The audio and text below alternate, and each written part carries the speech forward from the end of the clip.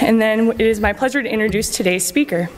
Mark Weisbrot is co-director of the Center for Economic and Policy Research in Washington, D.C.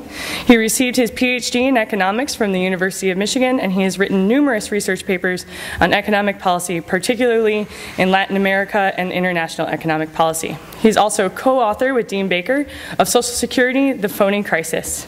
He writes a weekly column for The Guardian Unlimited and a regular column on economic and policy issues that's distributed to over 550 newspapers by McClatchy Tribune Information Services.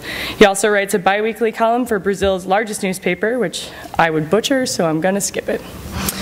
His opinion pieces have appeared in the New York Times, Washington Post, the LA Times, and almost every major U.S. newspaper. He appears regularly on national and local television and radio programs, and he is also president of Just Foreign Policy. Please join me in welcoming today's speaker, Mark Weisbrot.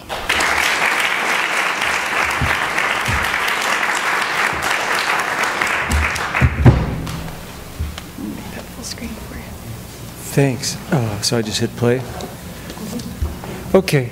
Thank you all for coming. It's great to be here. Thanks to Casey for organizing this, and to the Y. And I think it's a great tradition. It's also always great for me to be back here since I went to undergrad here. And I really like this place. I'm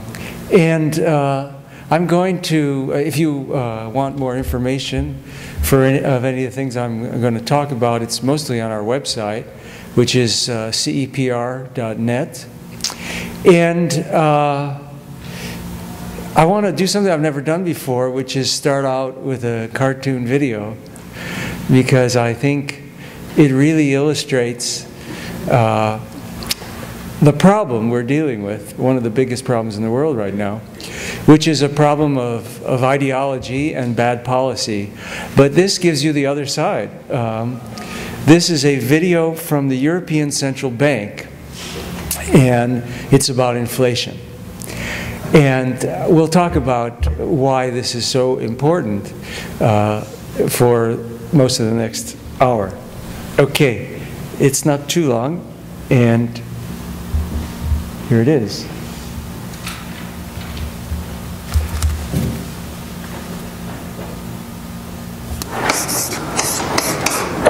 Today we're going to talk about price stability. Price stability, as defined by the Governing Council of the European Central Bank, is the year-on-year increase in the harmonized index of consumer prices for the euro area of below 2%. Excuse me, can you explain that in simpler terms, please? Well, imagine a shopping basket filled with a broad range of products such as bread, tomatoes, milk, or things like shoes or computers. The price of this basket of goods is checked regularly, and the annual price increase, and in some rare cases a decrease, is calculated. Broadly speaking, if the increase is lower than 2%, then we have price stability. Is that clearer? Okay, let's start at the beginning. Why do we have money at all? Well, if we didn't, we'd all have to exchange things. How would a baker pay for a haircut? By offering the hairdresser some bread. But what if the hairdresser didn't want any? How would he get paid? It all gets very complicated. And that's how money came to be invented. It makes trade easier. But remember, it hasn't always kept its value. There were times when prices shot up.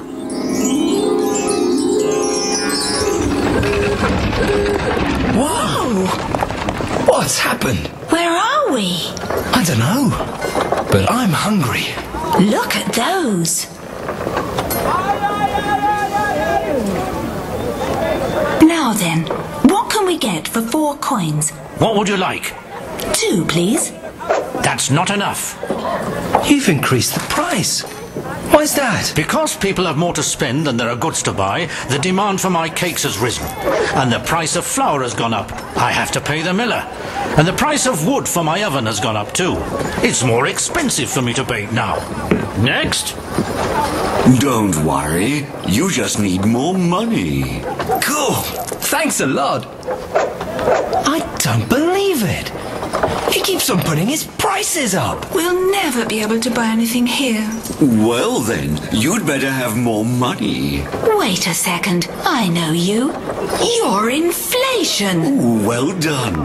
Because you're so clever, I'm going to give everyone here a cash prize. No, don't.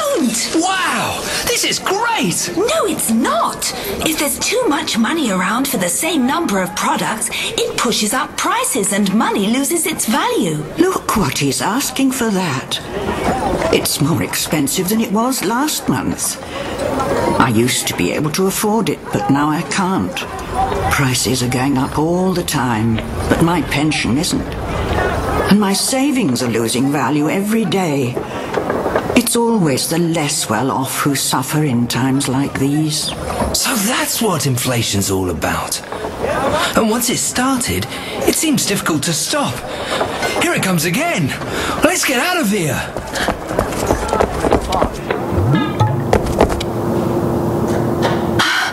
Glad we escaped from that. I wonder who keeps an eye on inflation nowadays. Didn't the teacher say something about the European Central Bank and price stability? Yes. Let's try to find out some more. Look where we are. Excuse me? Is it true that your job is to keep prices stable? How do you do that? Maybe I can be of service. Right. How can I help you? Well, we've just seen the inflation monster and the damage it causes. Are you the ones taking care of that? Inflation monster? Yeah, he was just... Oh, you must mean this.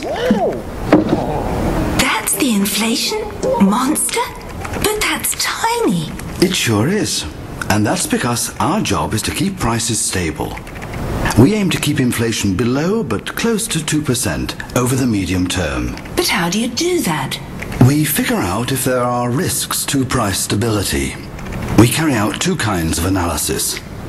First, we monitor a number of factors, such as economic growth and oil prices, factors that could push up prices in the short run.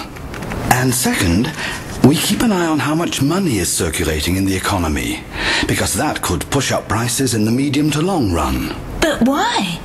We know that all high inflation in the past was accompanied by too much money being in circulation. If too much money were chasing too few goods, then we would risk having more inflation. Like if everybody wants to buy the same cakes in the marketplace? Yes, but inflation only occurs if there's a general increase in prices, not only for cakes, but for all goods and services. But what can you do about this? For example, can you prevent the baker from raising his prices? No, we can't. But we decide what the interest rate should be. Let me explain it to you. If you take out a credit to buy a car or a new fridge, for instance, you will pay interest calculated on the basis of an interest rate. In other words, the interest rate is the price of money. The higher the price of money, or the interest rate, the lower the demand for money will be. People are less likely to borrow money when it's too expensive. Exactly. That's why